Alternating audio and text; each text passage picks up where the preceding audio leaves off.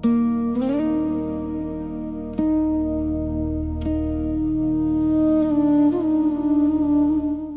বিশ্ব আদিবাসী দিবস। প্রতি বছর ৯ আগস্ট বিশ্বজুড়ে পালিত হয় দিনটি। এই দিনে স্মরণ করা হয় সেই সব আদিবাসী জনগোষ্ঠীকে যারা যুগের পর যুগ নিজেদের ভাষা, সংস্কৃতি ও ঐতিহ্য ধরে রেখেছেন। আদিবাসীদের মানবাধিকার রক্ষা, বৈষম্য দূর করা এবং শিক্ষা, স্বাস্থ্য ও উন্নয়নে তাদের অংশগ্রহণ নিশ্চিত করাই এই দিবসের মূল লক্ষ্য। ২০২২ সালের জনশুমারি অনুযায়ী দেশে আদিবাসীর সংখ্যা ১৬,৫০,০০০-এর বেশি। এর মধ্যে প্রায় ৭,৩০,০০০ মানুষ বসবাস করেন সমতলে। সুনামগঞ্জের মধ্যনগর উপজেলার সীমান্তেও রয়েছে তাদের বসতি। তবে দিন বদলালেও উন্নয়ন ও সামাজিক নিরাপত্তার ছোঁয়া থেকে এখনো বঞ্চিত বহু পরিবার। তো আমরা আদিবাসী কি করবো, এই যে সারাদিন পাহাড়ে যে কাজ করে ভাত খায় আর কি, আর কোনো তো সুযোগ সুবিধা নাই। আদিবাসীরা কাজ করার সারা কোনো খাওয়ার নাই, জোগাড় নাই, সারাদিন কষ্ট করে খেতে হয়। তো সরকারের কাছ থেকে তো আমরা কোনো সুযোগ সুবিধা পাই না, এই যে পোলা কোনো লেখাপড়া খরচপাতি পায় না। আমরা তো বিধবা কাদও পাই না, বোঝকো বাতাও পাই না। আমার বোঝ কি কম হয়েছে, কোনো দেয় না। এই যে আমরা এত কষ্ট করে বাচ্চাদের লেখাপড়া করাই, কিছু করতে পারি না, অল্পতে আমরা ঝরে পড়ি। সরকার আমাদের কোনো সুযোগ সুবিধা দেয় না। আমরা আদিকাল থেকে যেরকম আসি এরকমই এখনো আসি, কোনো সুযোগ সুবিধা সরকার থেকে আমরা পাই না। আমরা তো আদিবাসী, আমাদেরকে তো মানে চিনেই না।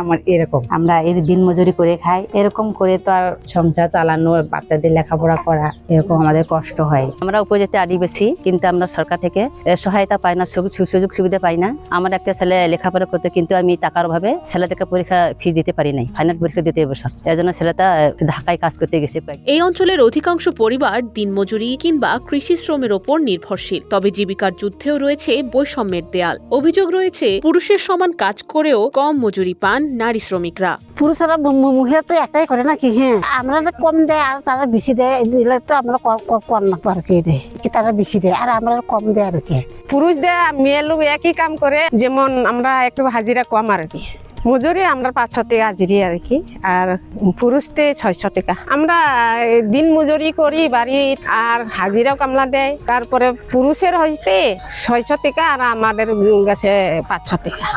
শুধু অর্থনৈতিক মুক্তি নয়, শিক্ষার ক্ষেত্রেও রয়েছে বড় দাবি। পাঠ্য বইয়ের পাশাপাশি নিজেদের মাতৃভাষার শিক্ষার সুযোগ চান আদিবাসী শিক্ষার্থীরা।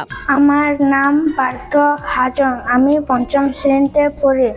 আমরা মাতৃভাষায় পড়তে চাই। আমাদের পাহাড়ি এলাকায় রাস্তাঘাট না থাকায় আমরা স্কুলে আসতে কষ্ট হয়। সমতলের আদিবাসীদের ভূমি অধিকার নিশ্চিত করা, শিক্ষা ও স্বাস্থ্যসেবায় সমান সুযোগ সৃষ্টি, মাতৃভাষায় পাঠ্যপুস্তকের মাধ্যমে শিক্ষার ব্যবস্থা এবং কর্মসংস্থানে আরও কার্যকর উদ্যোগ গ্রহণের দাবি জানান মধ্যনগর উপজেলা শাখার আদিবাসী ট্রাইবাল ওয়েলফেয়ার অ্যাসোসিয়েশনের চেয়ারম্যান অজিত হাজং। একই সঙ্গে আদিবাসীদের স্বতন্ত্র সাংস্কৃতিক পরিচয় সংরক্ষণ এবং সংবিধানে আদিবাসী হিসেবে সাংবিধানিক স্বীকৃতি প্রদানের আহ্বানও জানান তিনি। বাংলাদেশে সর্বমোট প্রায় 50-এর অধিক জাতিগোষ্ঠী আছে, তার মধ্যে সমতল আর পার্বত্য। বাংলাদেশে বসবাস করছে যত ক্ষুদ্র গোষ্ঠী বলেন, আদিবাসী বলেন, এরা কিন্তু আদিকাল থেকে এখানে বসবাস। কিন্তু আমাদের যে একটা সবচেয়ে বড় সমস্যা হলো ভূমির অধিকার। আমাদের ভাষা, সংস্কৃতি, হ্যাঁ সবকিছু আমাদের বিলীন হয়ে যাচ্ছে। সরকারের কাছে আমাদের দাবি, আমাদের নিজস্ব ভাষা, সংস্কৃতি, পাঠ্য বই পুস্তকের মাধ্যমে যাতে আমরা ছেলেমেয়েরা লেখাপড়া করতে পারি, এবং কি আমরা আদিবাসী হিসেবে যাতে আমাদের স্বীকৃতি প্রদান করে। আর বিশেষ করে আমাদের সমতলে বসবাসরত ক্ষুদ্র নৃগোষ্ঠী বলে যারা আখ্যায়িত করে, আমরা চাই আমাদের আদিবাসী হিসেবে স্বীকৃতি দেওয়া হোক। প্রতিবছর দিবস আসে সমতা আর অধিকারের নানা প্রতিশ্রুতি নিয়ে, কিন্তু মধ্যনগরের সমতলের আদিবাসীদের অনেক স্বপ্ন এখনও অধরা। ভূমি অধিকার নিশ্চিত, উন্নত যোগাযোগ, শিক্ষা, স্বাস্থ্য, ন্যায্য মজুরি এবং মাতৃভাষায় পড়াশোনার সুযোগ নিশ্চিত হলেই আলোর মুখ দেখবে প্রান্তিক এই জনগোষ্ঠীর ভবিষ্যৎ।